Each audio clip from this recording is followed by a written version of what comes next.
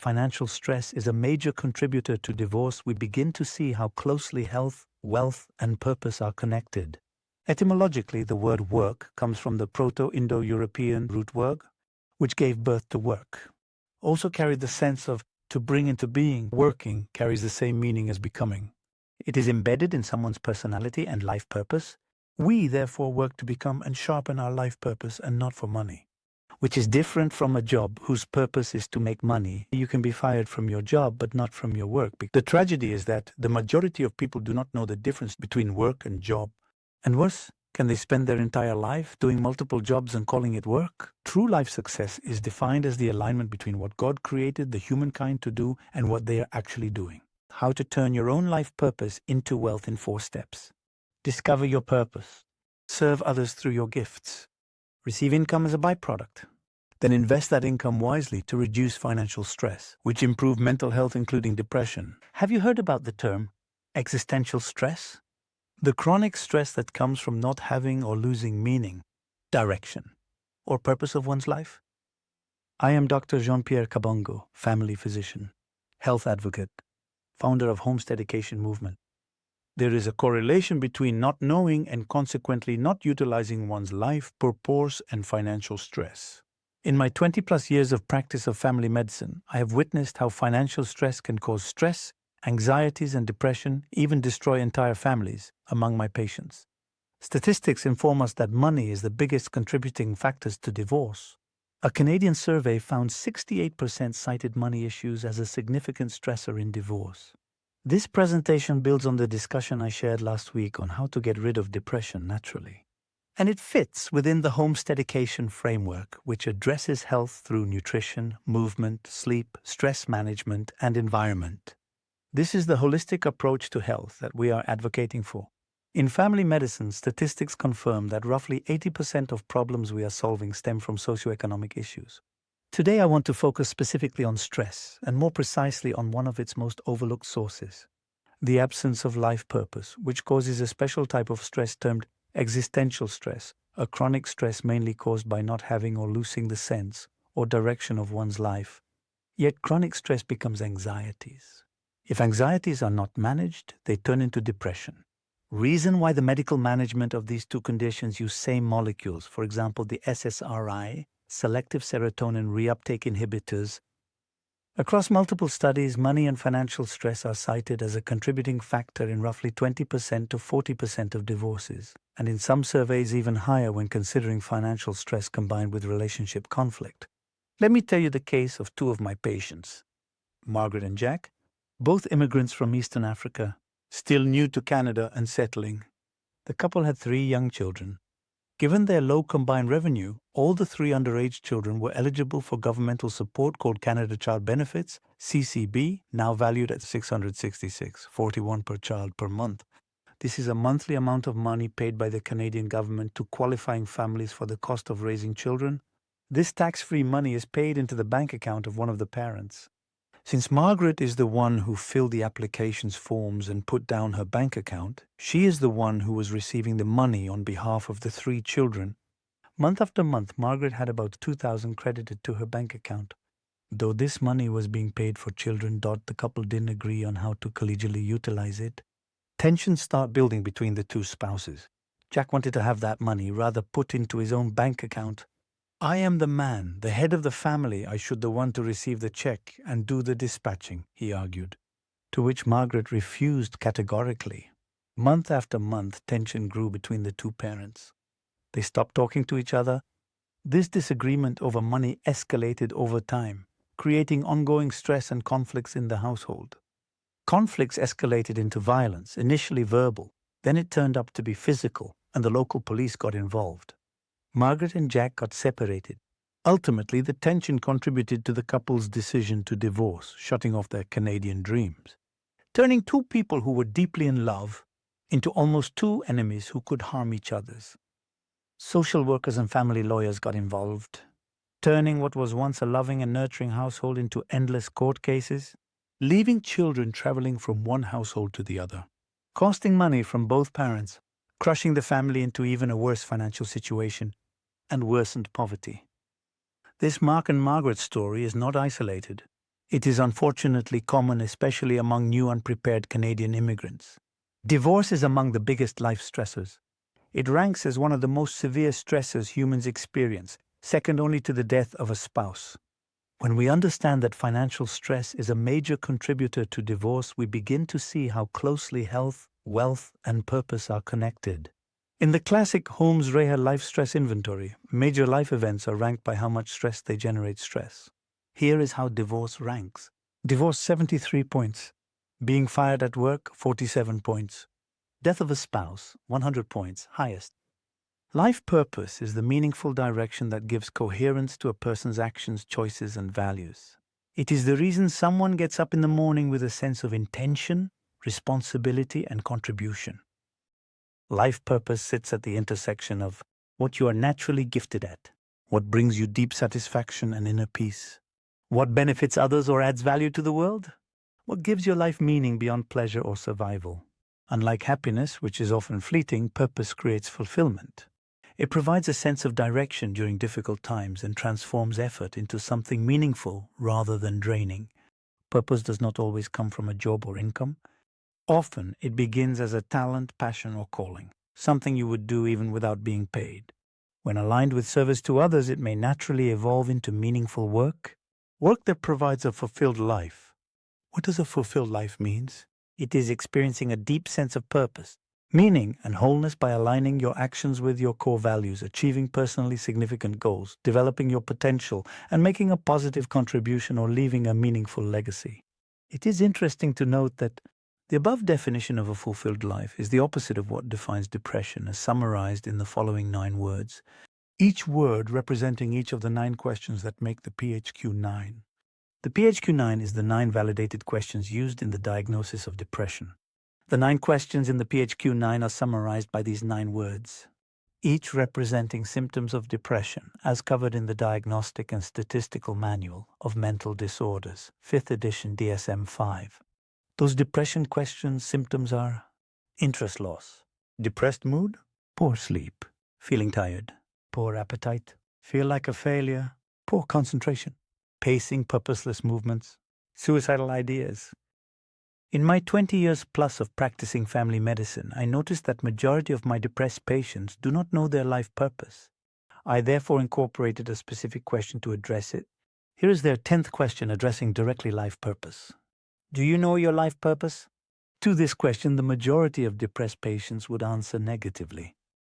Anthony, 59 years old male, who was living alone 5 years after separation from his wife, was found by police dead in his bedroom after committing suicide and left a note that read, "I got tired of unnecessarily and uselessly consuming other people's oxygen." This note reflects the feeling of the majority of depressed patients, who usually feel useless, empty, and unable to contribute to the mankind. Not knowing one's life purpose is stress mongering itself. It causes a type of stress called existential purpose-related stress. This is the stress linked to meaning, identity, and direction in life. Examples: feeling lost, a lack of purpose, misalignment between values and work. Researchers show that existential stress is strongly linked to burnout and depression. When people lack direction, meaning, or a sense of contribution, stress accumulates silently and persistently. Over time, this contributes to emotional exhaustion, anxiety, and depression. Depression usually results into withdrawal, inactivity, and can culminate into suicide, its feared worst complication. All of these result in loss of income for the individual, the family, the community, and the entire country. Chronic stress. Financial stress is usually ongoing and persistent, not brief. Debt, unstable income, inability to meet basic needs, fear of future insecurity. This makes it one of the most damaging forms of stress biologically. 2. Secondary domain: psychological, emotional stress. Money problems directly affect anxiety, rumination, sleep, sense of control, and self-worth. This explains the strong association between financial stress, depression, and burnout. 3. Tertiary domain: social stress.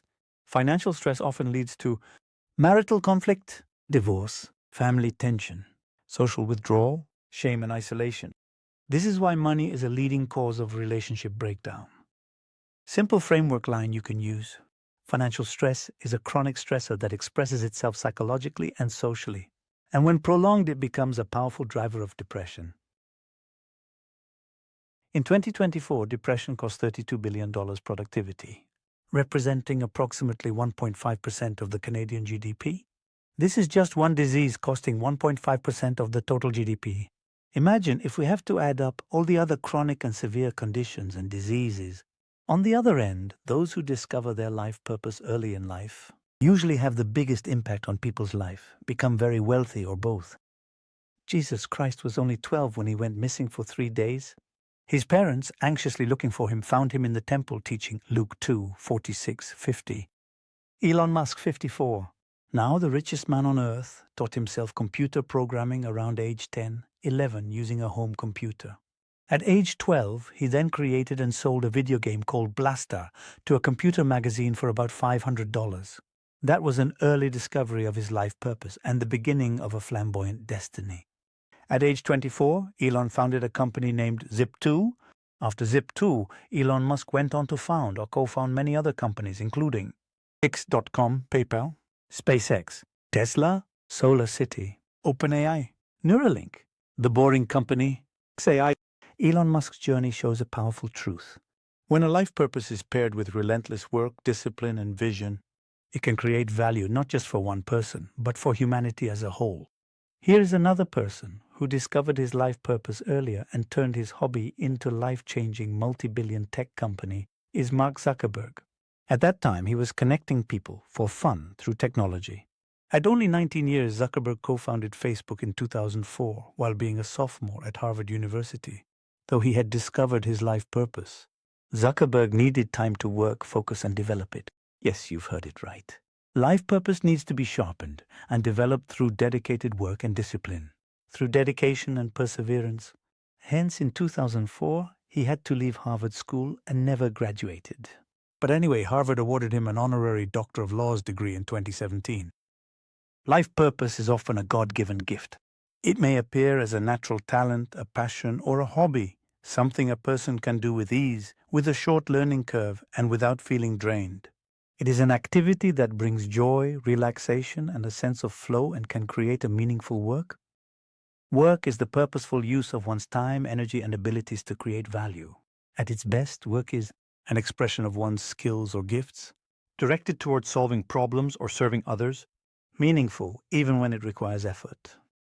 True work is not defined by a paycheck alone. It is defined by purpose and contribution. This attribute of work contrasts with a job, which is primarily a contractual exchange of time for wages, often necessary for survival, not always aligned with personal purpose. Conversely, work is something a person can engage in, with focus and dedication, with a sense of meaning, often experiencing satisfaction rather than depletion. Etymologically, the word work comes from the Proto-Indo-European root word, which gave birth to work. Also carried the sense of to bring into being, to produce, to become. It also means to make, to do, to create, to produce, to cause something to become. So in PI, work and becoming were connected. Therefore, working carries the same meaning as becoming. It is embedded in someone's personality and life purpose. We, therefore, work to become and sharpen our life purpose and not for money, which is different from a job whose purpose is to make money, usually for survival, while we are working in becoming what God wants us to be. That's why you can be fired from your job but not from your work, because your work is in you. The tragedy is that the majority of people do not know the difference between work and job. And worse, can they spend their entire life doing multiple jobs and calling it work? Very sad. Since I don't want you to increase the statistics of many who are burned out because they don't know how to make the difference between these two different but yet close concepts, here are in a nutshell some nuances, differences worth knowing between work and job. This part of the video is the most crucial for this video, so please slow down and listen carefully, because this can be the beginning of awareness you have never thought about regarding your condition. It is a sort of situation analysis which is required before any successful program. I would advise you to rate yourself and say after each attribute difference between work and job, write either the letter W for work or J for a job. At the end, sum up your W's and your J's. If at the end you have more W's than J's, that's good. But if in contrary you have more J's than W's, I would advise you to strongly make an introspection into your life trajectory. Seek to find your life purpose so you can serve it to the humanity and lead a fulfilled life. Let's start.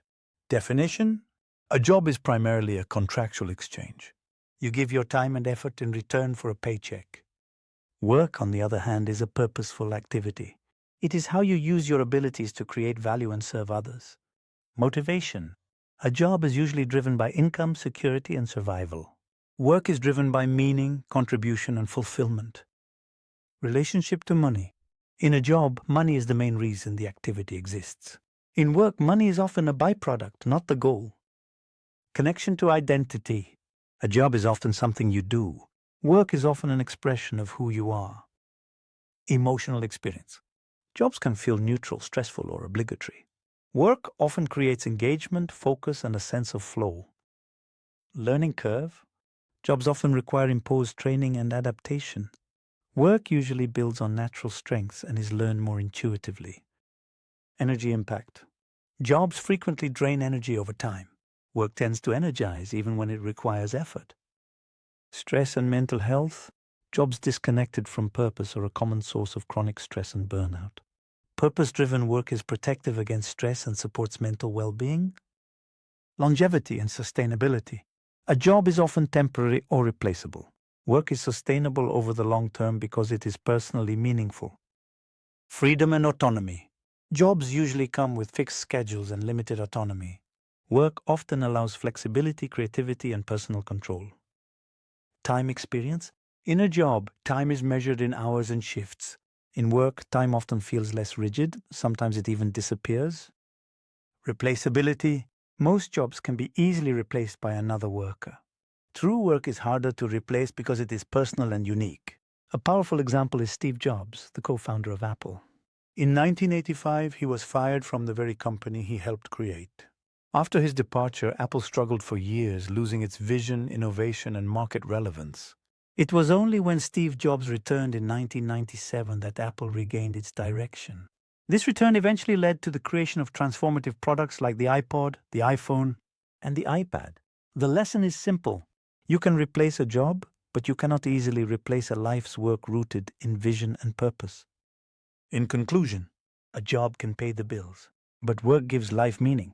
When work and job align, people don't just earn a living. They build health, purpose, and true wealth.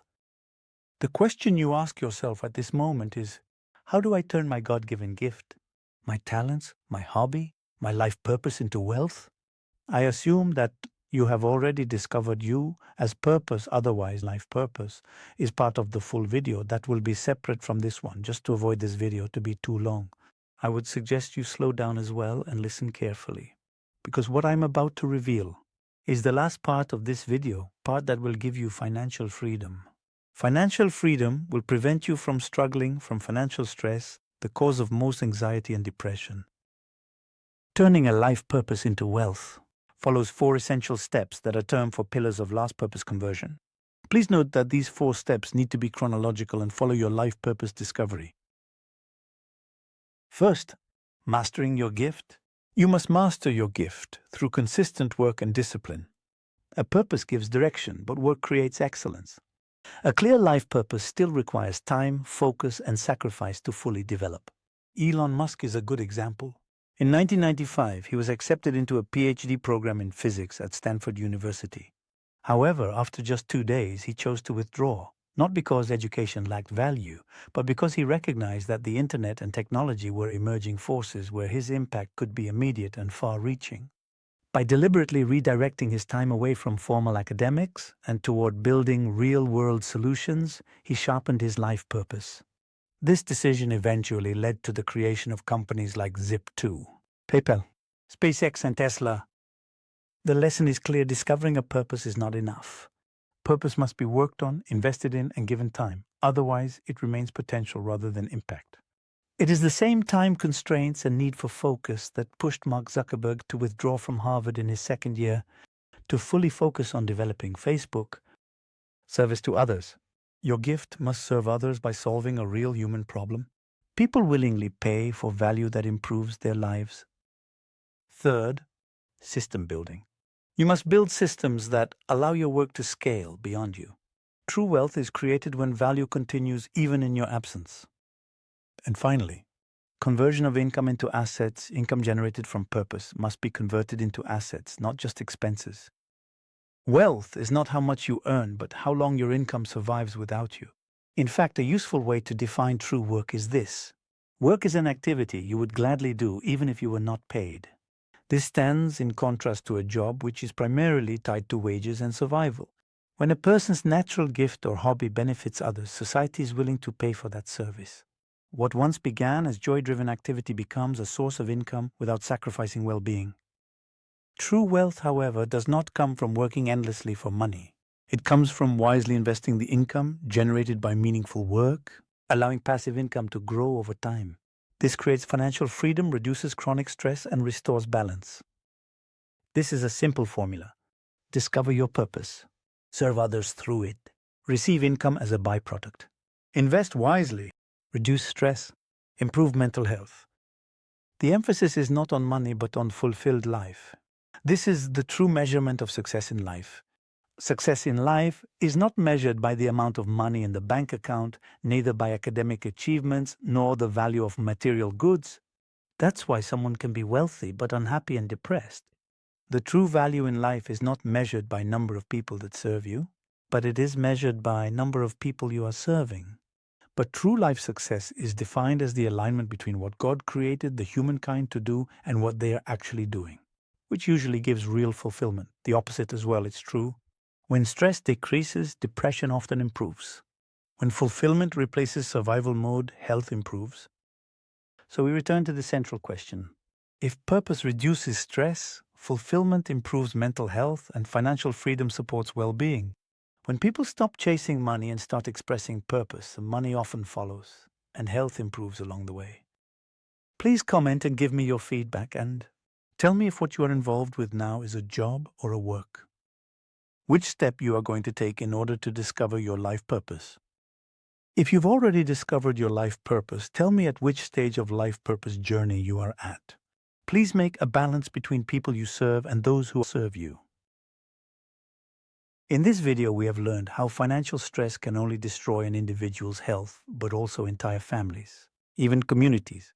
Then a quick review was done on how to discover one's life purpose and start experimenting life fulfillment in life and impact other people's life, especially if discovered at early age. We have also reviewed the etymological definition of the word work and how to make the crucial difference between work and job. Finally, we have learned the formula for wealth, how to turn your own life purpose into wealth in 4 steps. Discover your purpose. Serve others through your gifts. Receive income as a byproduct. Then invest that income wisely to reduce financial stress, which improve mental health including depression. If you have enjoyed this video, please give it thumbs up, share it with others, subscribe to our channel and activate the notification bell so you don't miss similar videos when they are released. Thank you for watching.